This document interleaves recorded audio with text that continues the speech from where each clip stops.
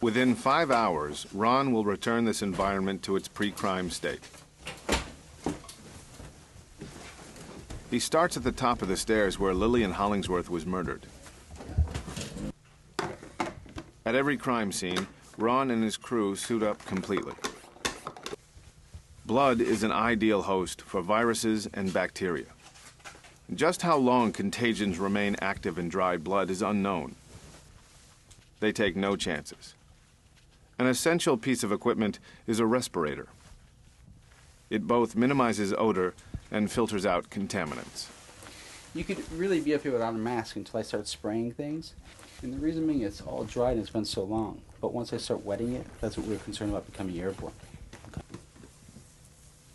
The only way to remove embedded blood is to rehydrate it. But once moist, blood is again in a potentially lethal form.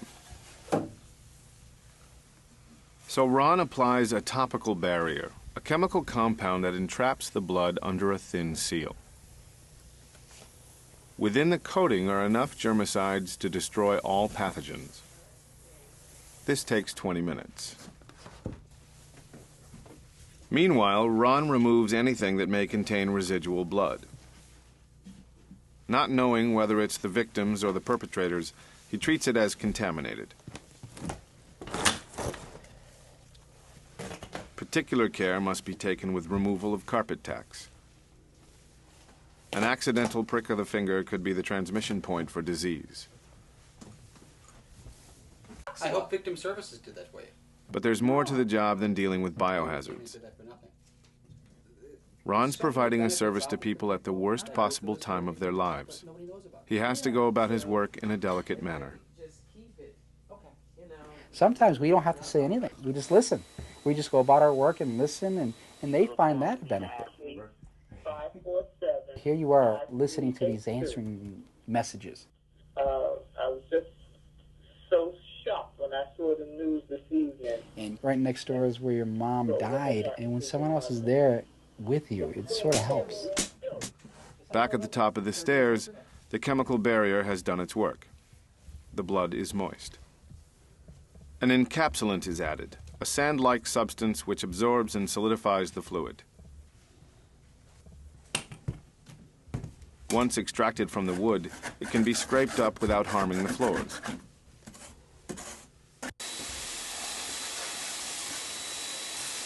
No longer hazardous, the waste is brushed up or sucked into a wet dry bag.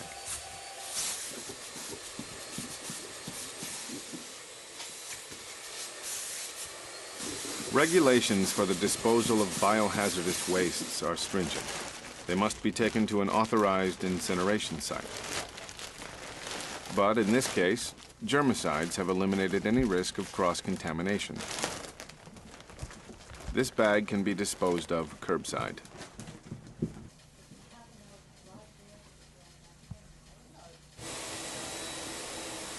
For the last 2 hours, the crew mop, wipe, and vacuum any final hints of that tragic night.